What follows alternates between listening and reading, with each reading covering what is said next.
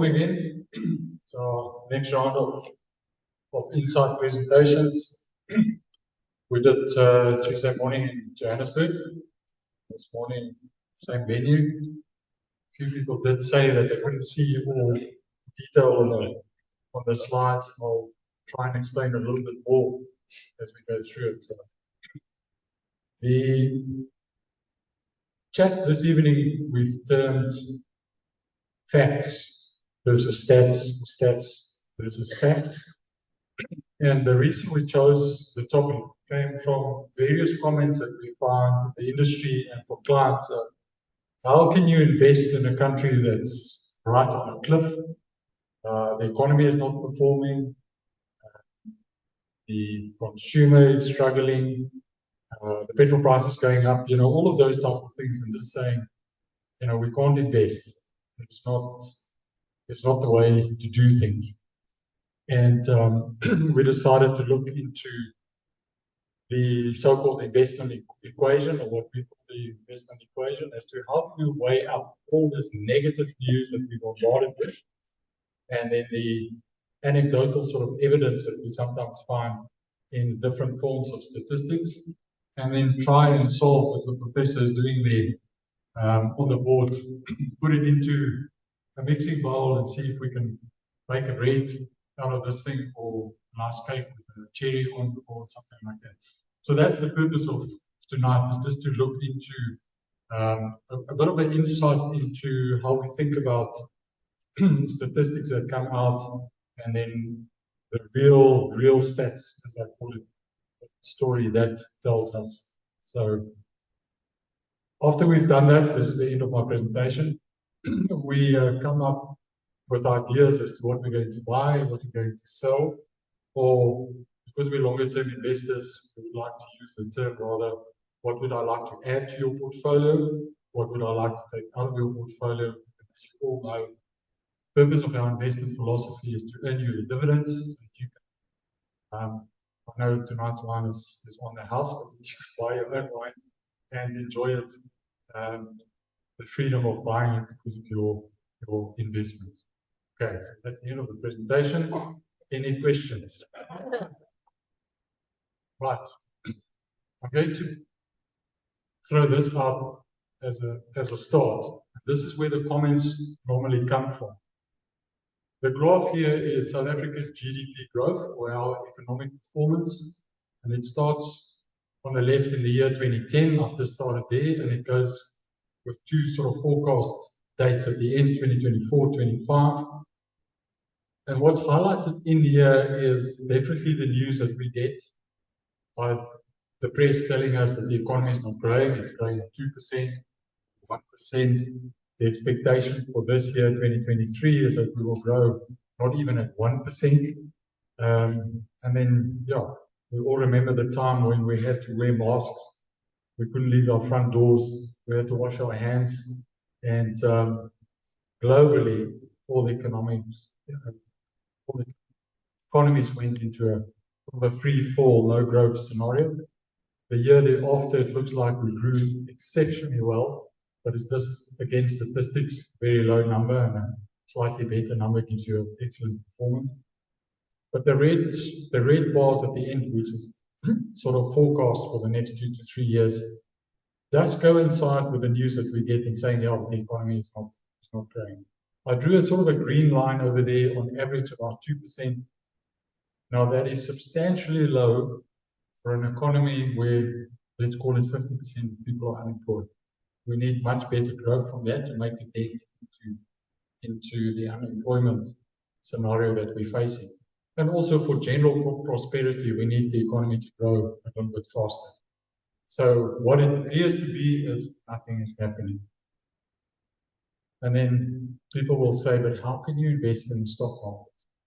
So what I've done over here is I've taken the JSE All Share Index, and I've just overlaid the index level over the various years. So starting, same principle, starting in 2010 over here, the index was just below sort of 30,000, and then generally just sort of ticked up. There's COVID, where we sold globally, everybody sold shares. The world's coming to an end. I would rather have my money in a mattress or is it under a mattress? I think Cyril was also confused. And then, yeah, as you can see, the index is still performing. The index is still going up despite this dismal performance. And that's, I'm just going to talk this stats versus facts, come back to the scenario. Now, you might ask, so what did the JSE do over this time? Now, on average, every year, the index grew by around 10.7, let's call it 11% per annum. So relative to the 2% in economic terms, the JSE actually did much better if one correlates the two like that. So yes, one can invest in a dismal economic performance environment, and I'll show you through the examples that's coming. So here's my opportunity to be the professor. This is the way we calculate economic performance or an economy all over the world. It's the same formula used in America, in China, South Africa, Zimbabwe, all the countries. So starting on the left is GDP, that's your gross domestic product, that's an expression for the economic level. And from based on two numbers, you do the calculation to see whether you've grown at 1% or 2% or 10%. How we get to the size of the economy, the GDP, is by adding what the consumer does. That's the C element. We call it consumption expenditure. So that's what you and I do when you go out, buy a bottle of wine, maybe buy a new jacket, your glasses, your food, all of those type of things. You put petrol in your vehicle. That's what we as consumers do. Then fixed capital investment is what we do in all economies to make it grow. We build factories, we build roads, we build hospitals, all of those type of things. So that's the big ticket sort of items spending. You add those two together. You also add what government does or don't do. Hence we are in the world, but they also add to this equation. And then you take your exports and your imports, because what you make in your country, you export, you import what you need. All of this together gives me the size of an economy, and that's, as I say, that's a global phenomenon. So what we're going to do this evening is I'm going to spend some time on the C element, the consumer element, and on the investment cycle in the economy, to get us to a point of understanding that despite the negative news on both of those, activity are still happening in the economy. Now, I've written this week in Intuition.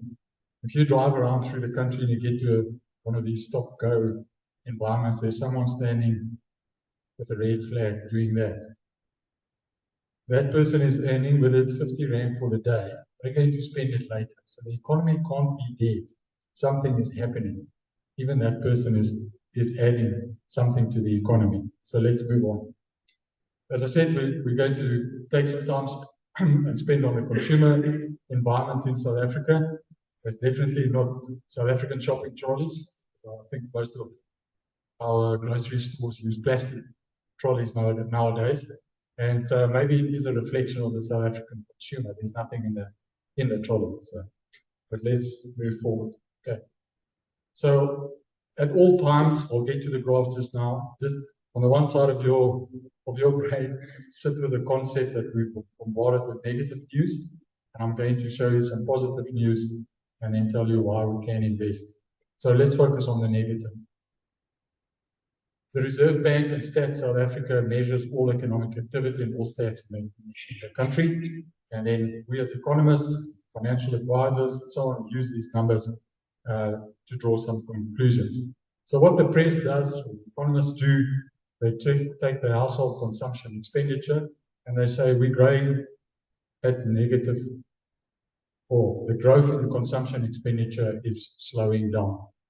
The last quarter, being June 23, data is showing us that the consumer expenditure is actually growing negative. So that's what we read in the press, and we think, oh, it's sad times out there. Retail sales, which is another nice expression of what's happening in the economy. So retail sales, to some extent, I'll get to it on the next slide, but it's basically what you and I consume on a daily basis in our baskets.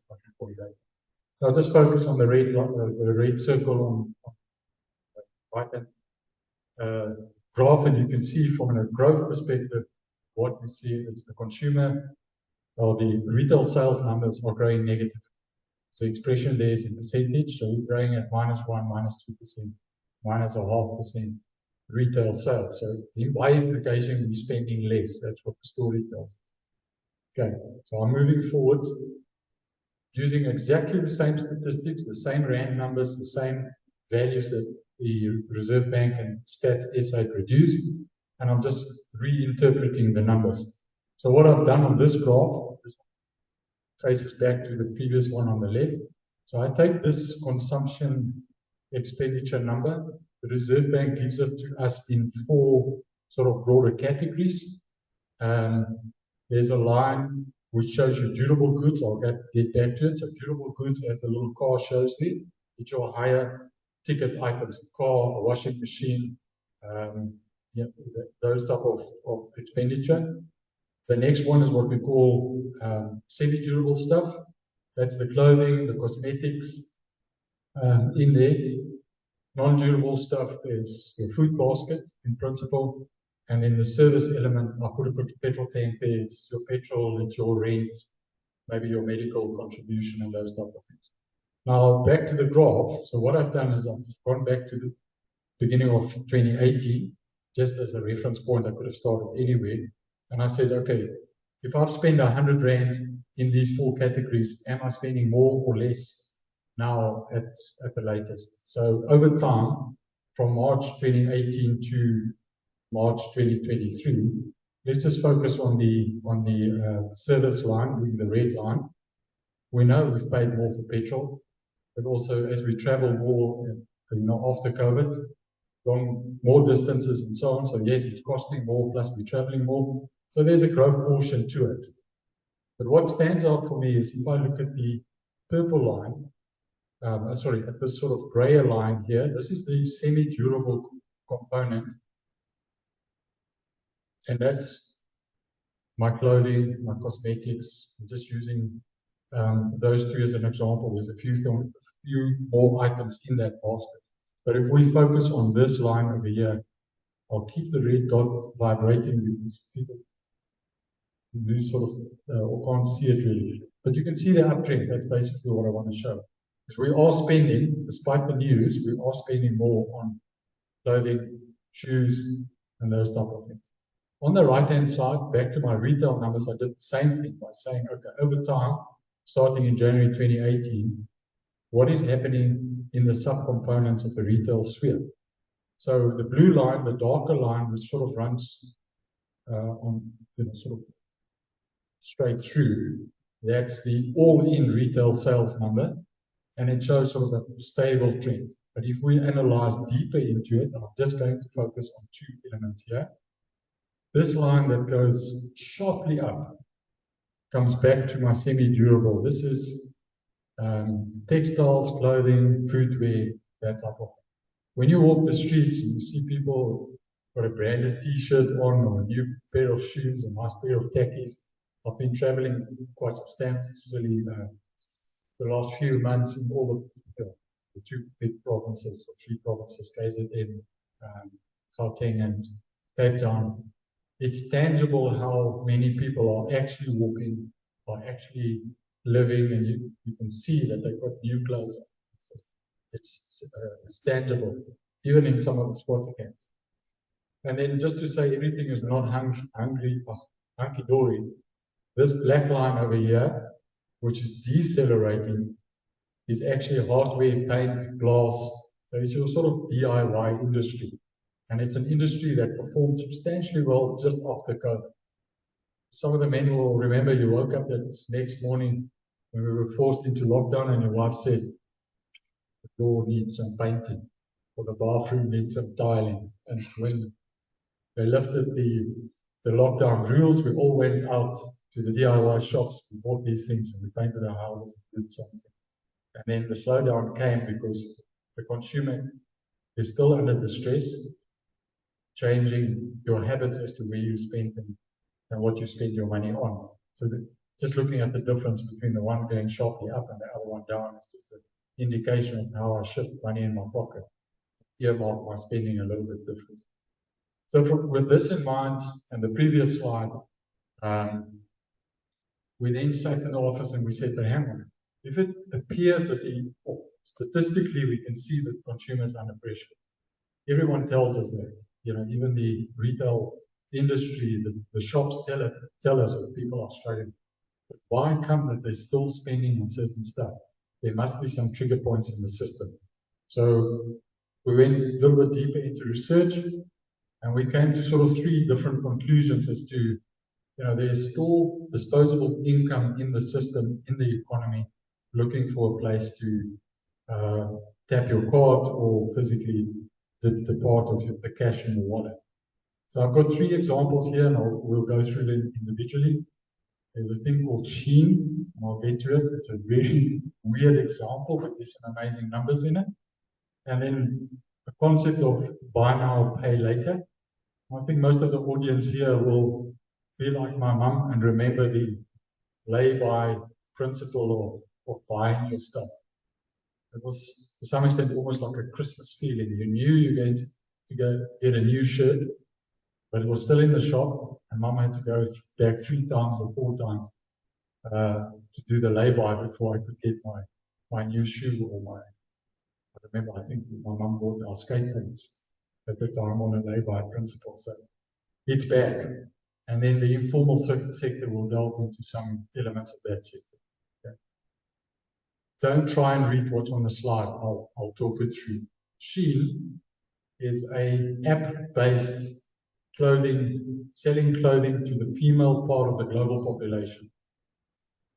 Some ladies here, I see some smiles on their faces, they might have the app on their phones.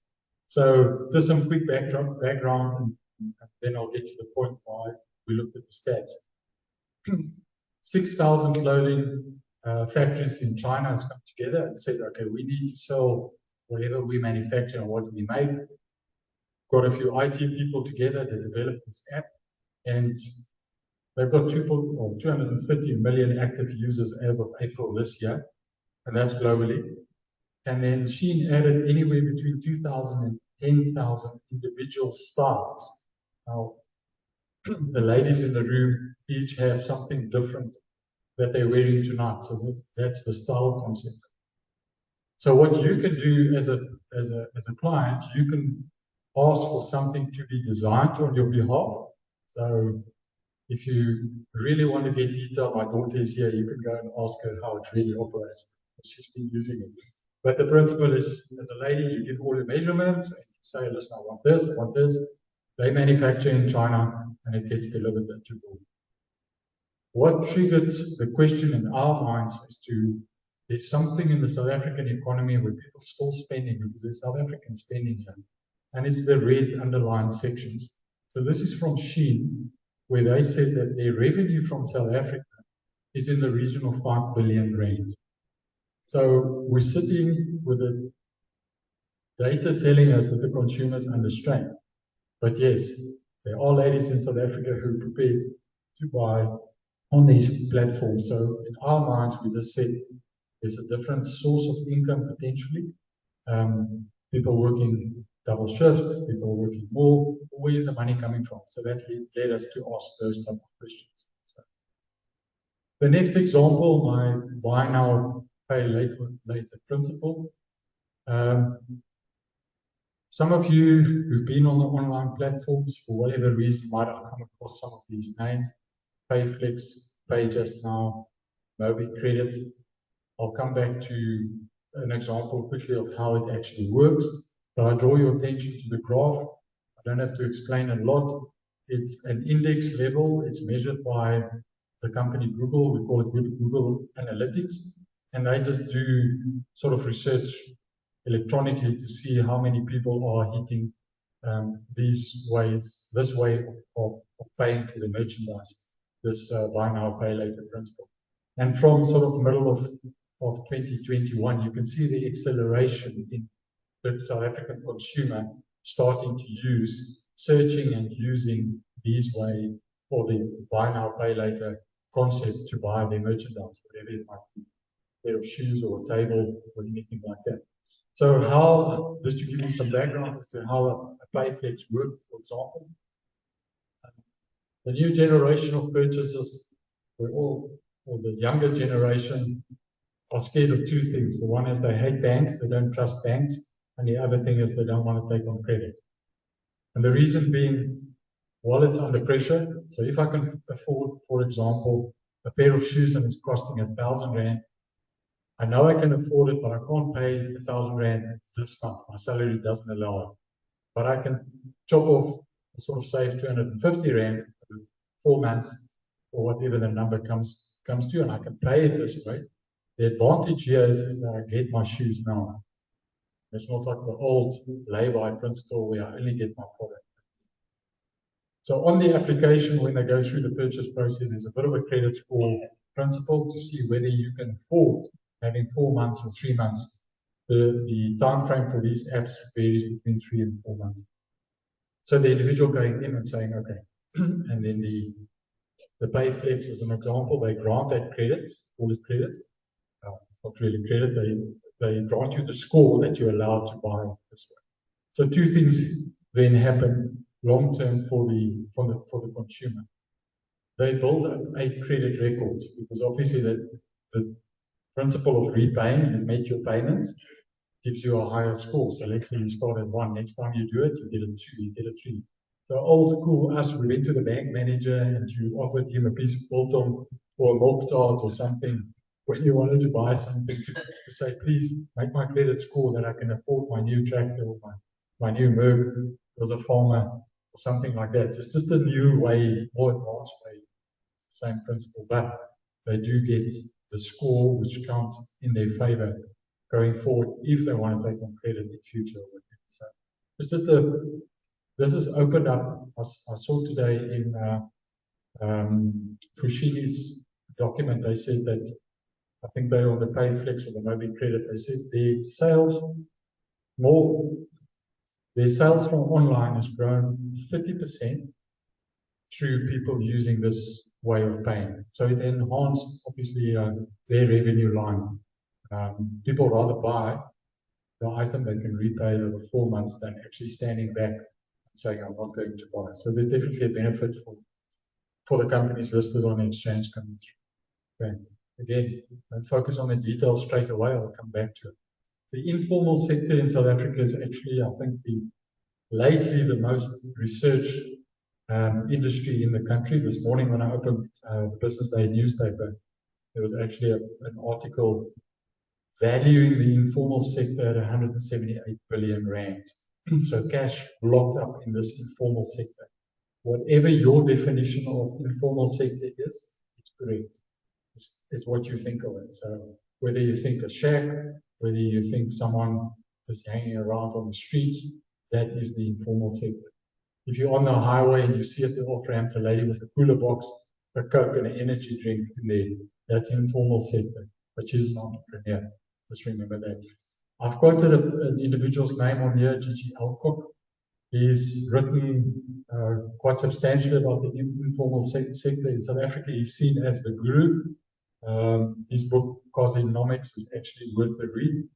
He's researched this environment because he grew up within the confines of an informal sector as he was born there and he grew up. So he understands the dynamics of the informal sector.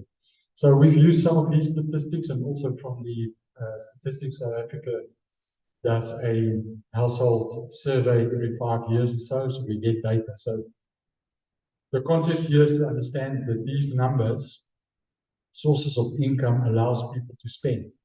And this is the conclusion we're drawing, is the more disposable income in the economy than what we generally understand. I'm going to focus on the graph on the left-hand side first. So what's measured on here, the blue bars is 2012, and the greener bar is 2022, and then on the side, the numbers going up here is the number of households. And then number of households includes either it's one individual in a household or 10, some areas more than 3 families in a house or whatever. So It's just number of households, so almost see it as number of people. So what's quite interesting from the statistics at the bottom, we start over here, that's normal salaries and wages. By default, if you think of any economy, it should be going up. So you have more households do get income from an official source, a salary of some sorts, whether you're a gardener or domestic, whatever way you want to look at it. That's been growing. There's business income. Think of Shabin, think of car wash on the corner. I think on the other side of the Tweedy off ramp as you go to the Petrostrom Road, there's a car wash facility over there. There's a person with a little business. There are pensions in the system, people earning from their pensions, and then grants, same principle. We have to elaborate on this. After COVID, the 350 Rand grant was created. There's all the other forms of grants in the system. So yeah, more and more households are getting some form of grant. So there's money to be spent. And then I'm going to stand still at the no income principle just to explain it. So when in the informal environment you get asked, do you have any formal income? The first answer is no, because I don't have a salary. Because in the informal sector, the way of earning formal is the way of a salary or a wage. So they would say, I don't have income. An example of a lady, and Gigi Alcock tells the story, she owns a little shack, but on the back of the shack, she's built 7 rooms or 8 rooms with what they call a back room. She's fitted it with everything you could think of, a little stove, a double bed, a mirror, there's a bathroom, and there's a big screen TV and a satellite dish on the roof. She rents it out. The specific Gogo that he interviewed, she earns 30,000 Rand a month from there. Okay. That income, that 30,000 Rand gets spent in the economy somewhere.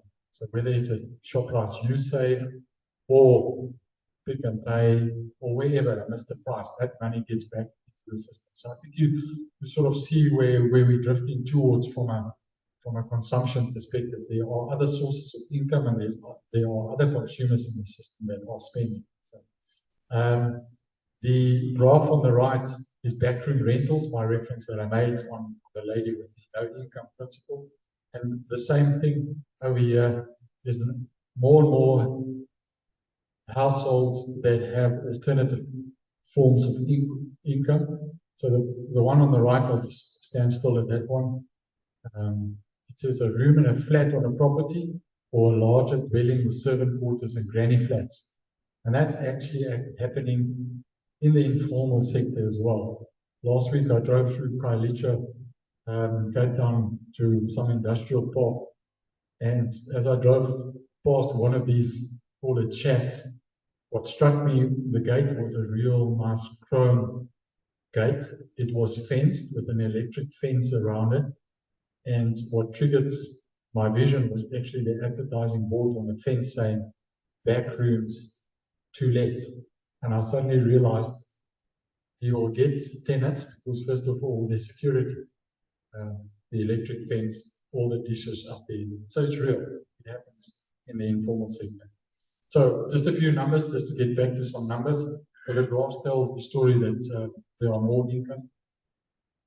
According to Gigi's calculations, there's about 20 billion rands worth of backroom rental income in the system at the moment. 50 billion fast food, 50 billion rand through the fast food businesses, and I'm not talking about Panarottis over here or KFC. I'm talking fast food environment within the informal sector where you can buy a quota, or you can buy half a chicken, or you can whatever food. 110 billion is generated through the shebeens and taverns. Income of about 40,000 businesses in the shebeen and tavern environment. And then my example of a youngster somewhere with a bit of a car wash, maybe should be next to the road somewhere, or in a parking bay, or in a parking lot somewhere, with a little car wash. He earns some money that needs a spending outflow somewhere. So I think you get the drift. And then the one thing we hate when we drive around, especially on the M3, every now and then there's 3 or 4 goats grazing on the tar. According to statistics, there's about 7 million of these goats roaming the countryside in South Africa. 2 million of these get sold every year for about 1,000 rand a head. So you can just do the calc. Again, whoever owns some of these goats has disposable income that you can declare. So, as I said, I'm painting you a picture of substantial negative view when we look at statistics. I'm giving you some insight as to the consumer. There's a bit of different spending power in the system. People are thinking twice around how they spend, where you allocate your cash to. And to solve this equation, I'm using ShopRite as an example. Again, I will come back to detail on the graph. I've just used ShopRite as an example, so don't throw me with a question afterwards and say, why don't I have ShopRite in my portfolio? Because we have a Woolworths, and we have a Spar, and we have a Pick n Pay, and all of those. It's just by way of. So what we've done, to quickly explain the graphs, the green is revenue, the revenue income, the blue is profit, and the red is the dividend that gets distributed to shareholders. So what we've done with the data is we started in December 2017. So across the bottom of each of the color blocks is a date stamp. So we go from December 17 to June 2023, which is the latest results.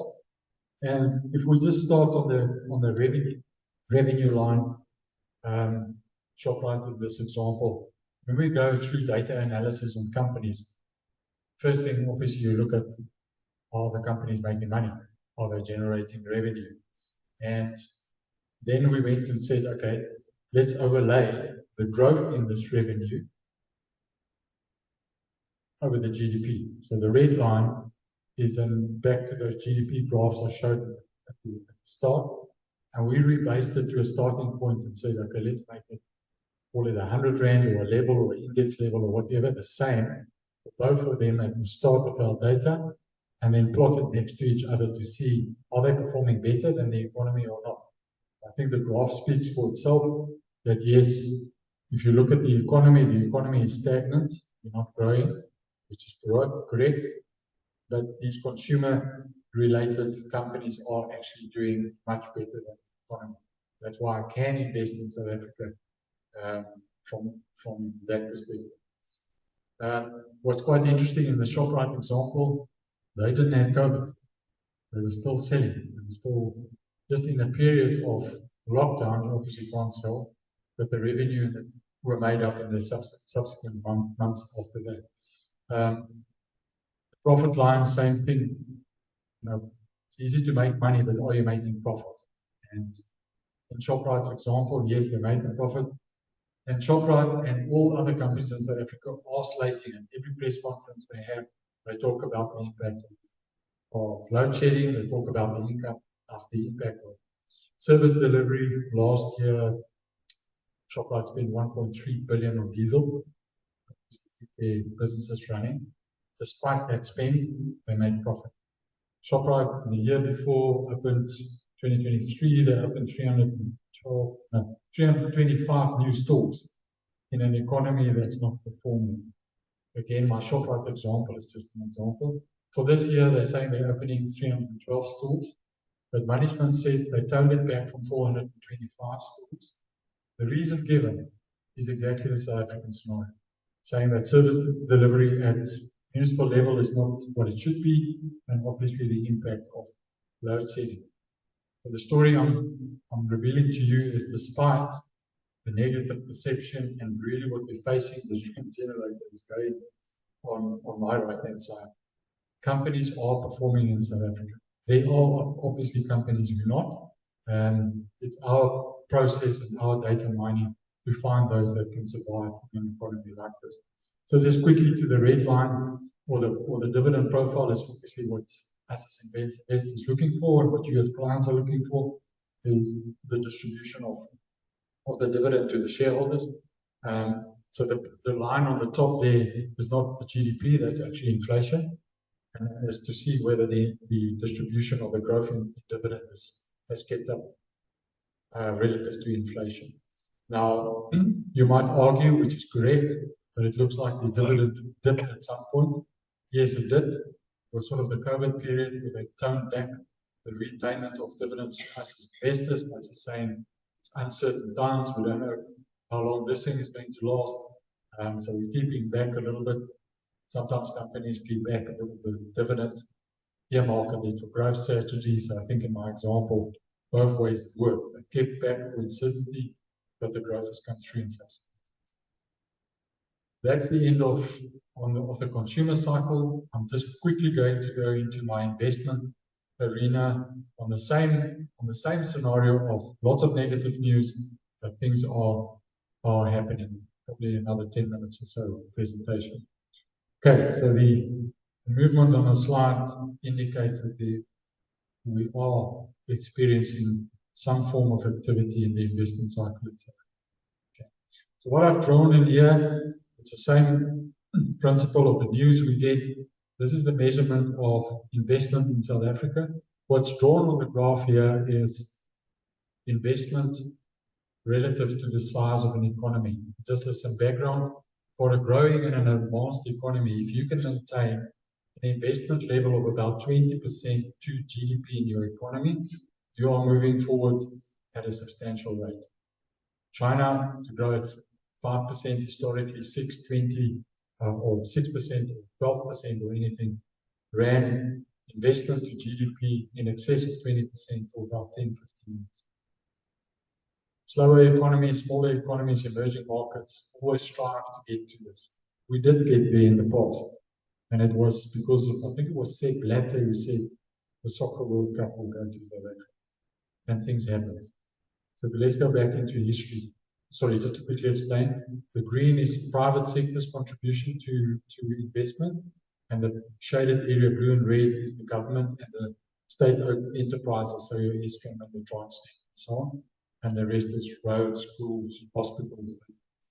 So you can see the difference. The investment cycle is driven by the private sector.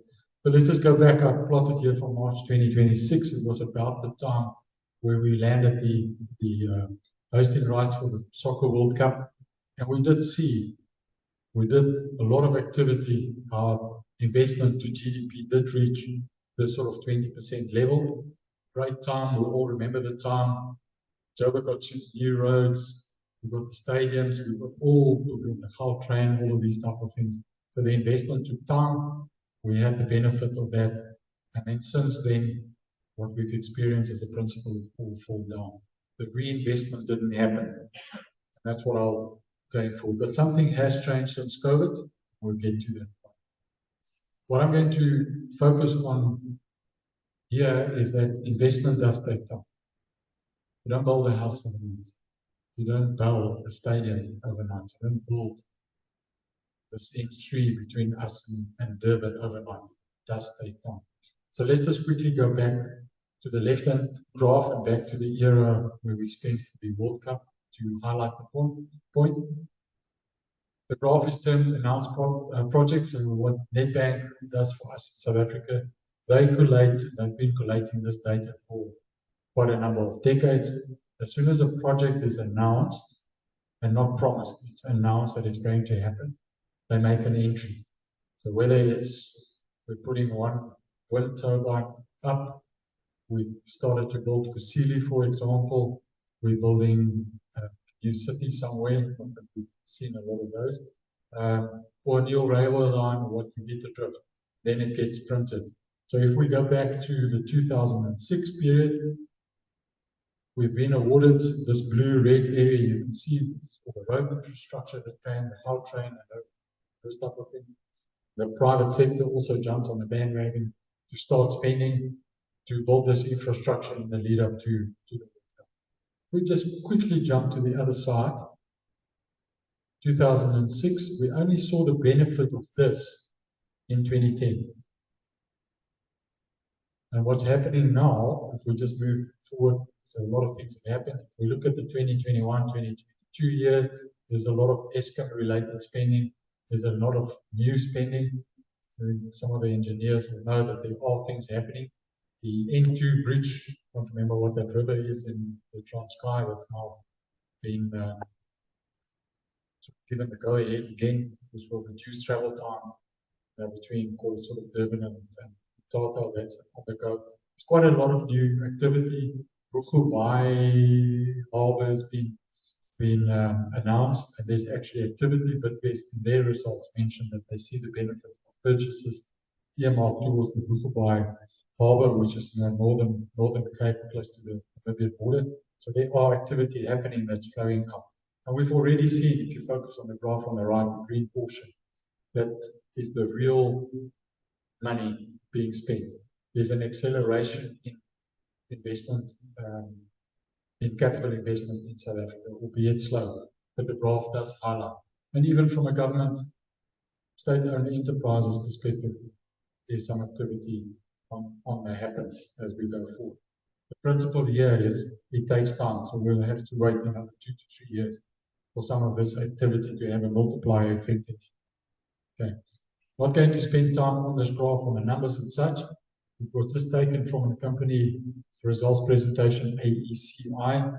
The bulk of their revenue comes from the mining industry, where they sell explosives and so on into the mining world, or into the mining fraternity, and that happens all over, not just South Africa, but all over the world.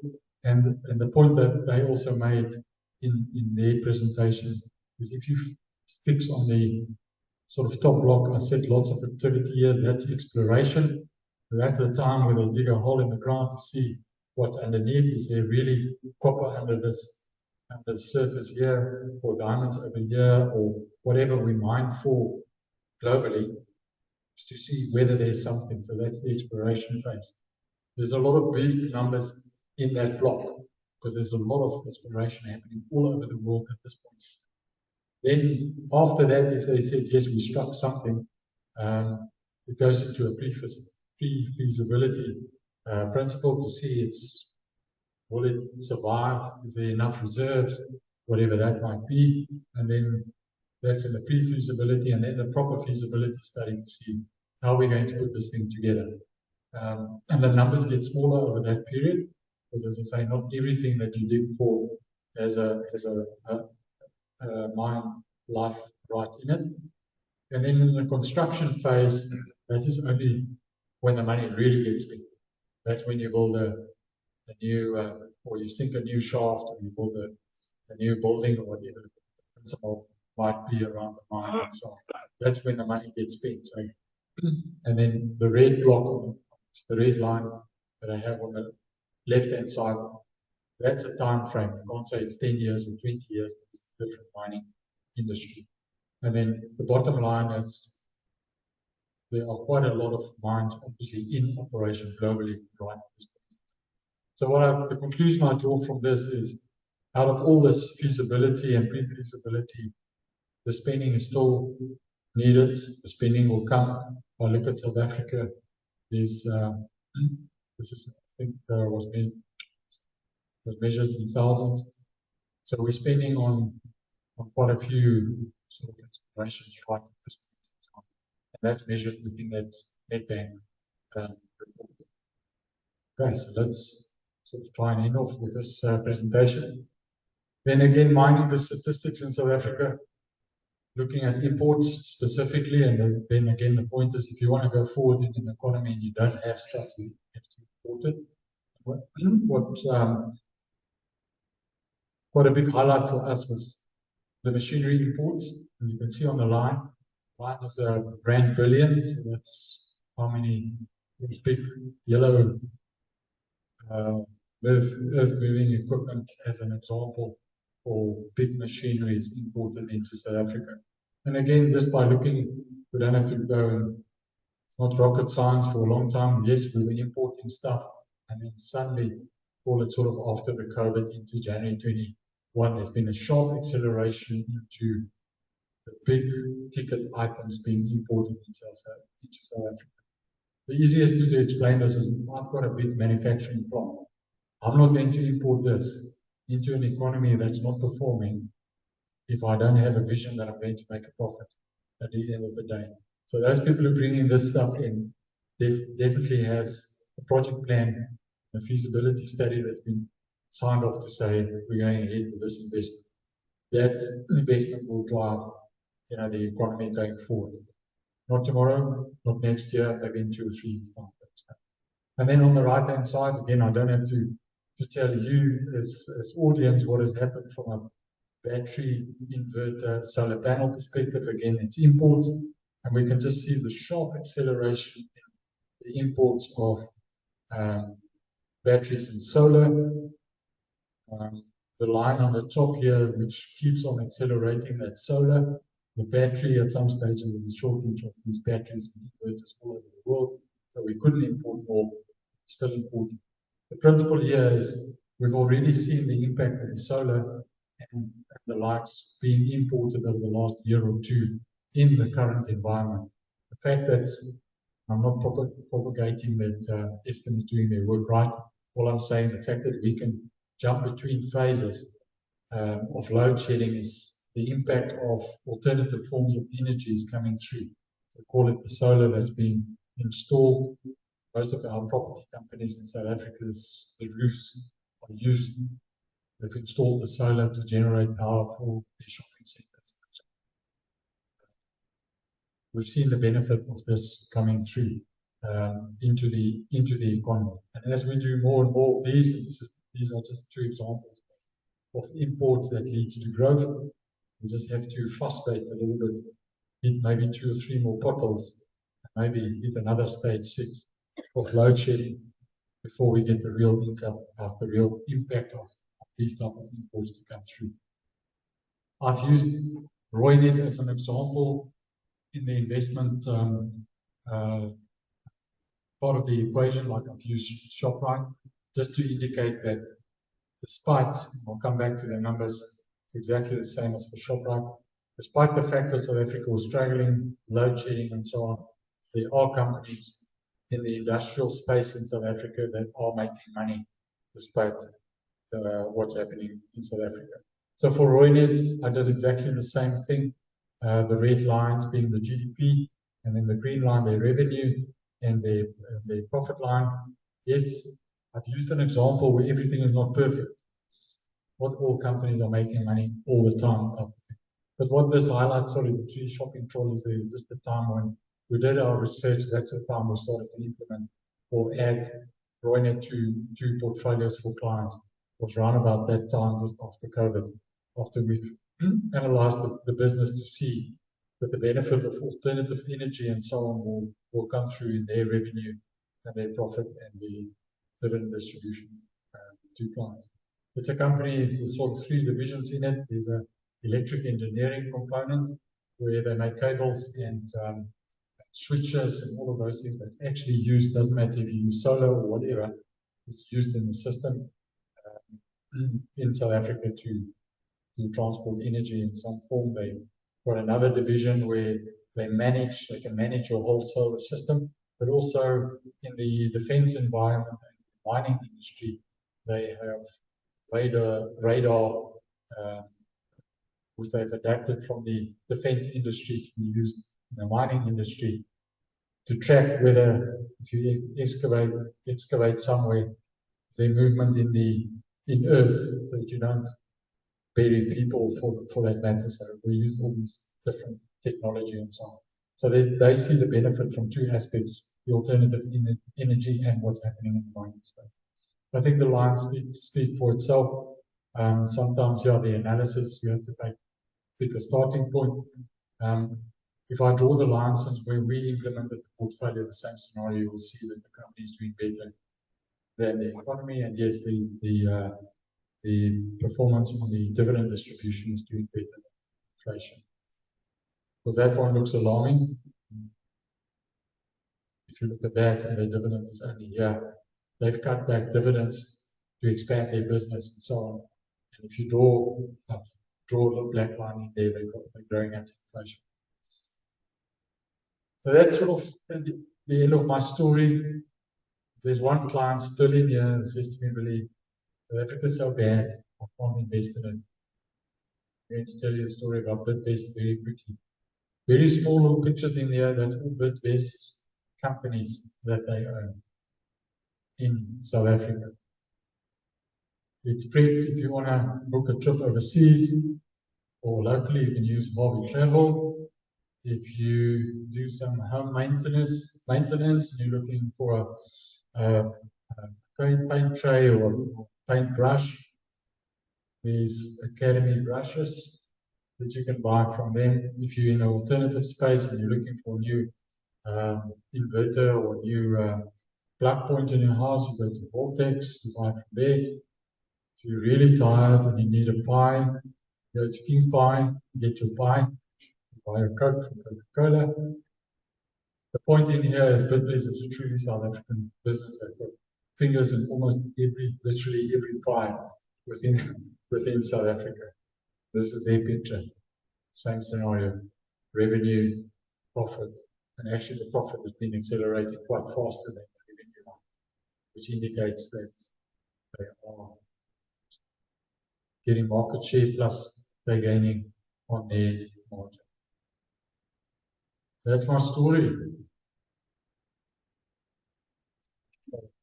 Hopefully, when you got a good insight as to how we sometimes sit through the data. Some people say, oh, you do nothing, you just sit down on the computer screen. You work through these things, you analyze it, and you think about it. And I've tried to picture that. I think you've heard my heart. I'm not saying South Africa is the best place in the world. It still is the best place in the world, but we are struggling. As a consumer, we are struggling. I'm not going to debate or to argue against that philosophy. We are thinking twice before we take a credit card out. We are thinking twice when we walk through with a shopping trolley. Can I afford this? Can I do this? It is a reality that we're facing, and it is happening, so I'm not arguing against that. But I've given you a little bit of an insight as to how we mine through these things to see how can we benefit from an investment perspective on behalf of our clients. It's open for questions. Michael is here, and there's only two things that I do know at this point in time, and that is that the Federal Reserve last night didn't hike interest rates again, and the Reserve Bank today did the same. They didn't. Second thing that I know is I think they might hike it again in future because inflation is still right. Don't ask me where the rand is. I think it's again back at 90. So that's a joke. Open for questions. Willie, that was my question. It all looks good in terms of rand going up and up, but the rand's going down. The value of the rand's worth, so of course you're going to spend more for less. So if those graphs were in dollars, it would look a lot different. Yeah, in principle, correct. We are rand-based economies. We obviously have to plot all of those relative to our own spending base. But if I've done the same for an international company relative to international inflation or economic growth, we've seen the same picture potentially through an example, if I catch your question correctly. No, I'm just saying the value is not the same. Yes, your rand value. For more money. Yeah. So the living expense, yes, or the price per ticket item, yes, do go up, especially when we import. But that's captured by inflation. Yeah, that is rand. captured. Correct. That is captured by inflation. At the beginning of your presentation, you showed you superimposed the JSE squiggle going upwards, which is good. But you do read some articles about the JSE having less companies now listed than it used to have. And is that a good thing? Because the people that have stayed there are making the graph go higher? Or is it a case of because if it's there's less people less companies in the system that you can invest in, is that a negative? Okay. Michael, help me out as well. But the principle of the index doesn't matter whether we had 630 companies at some stage and now we've got 334. because they're all weighted based on their market cap. So the fact that there are delistings from the JSE doesn't affect the index, because the index value is maintained based on the market cap of the individual shares and on average. So the average, the principle that you're driving towards, the index won't fall just because we're getting more and more delistings from the company. So the index is a reflection of the value of the companies listed, expressed as an index level. So even if we get 10 or 15 or 100 more large cap companies listed on the JSE, it's not suddenly going to get a sharp spike up in the index level. It's a mathematical equation based on the market value at the end of the individual shares in total. Hope that explains a bit. Marco, you want to take a different slant? I don't know, sorry. Am I understanding you correctly? You're saying if there's less companies to invest in, the remaining ones have gone up because sort of money is chasing a smaller pot. Is that what you're saying, Nigel? Well, yeah. Of the house that your customers expect is less opportunity to invest for us.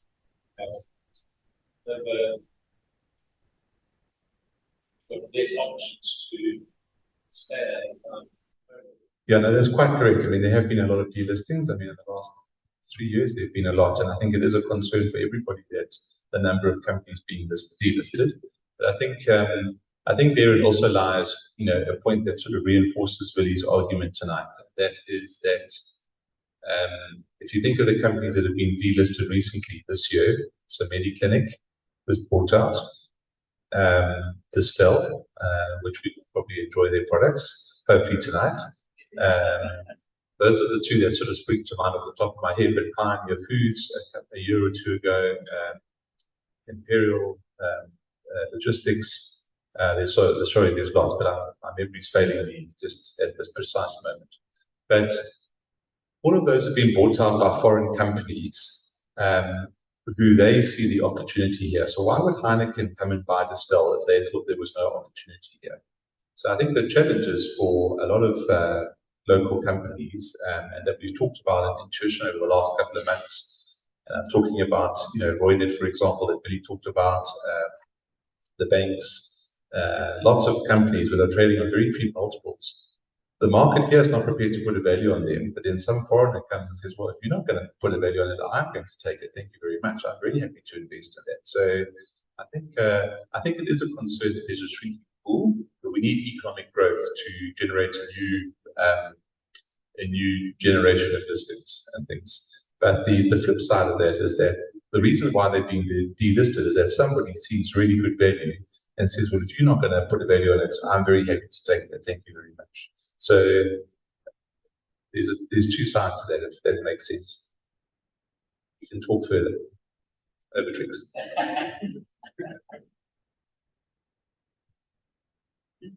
On that score, it looks like we all can have something to eat. So again, thank you for joining us in these presentations.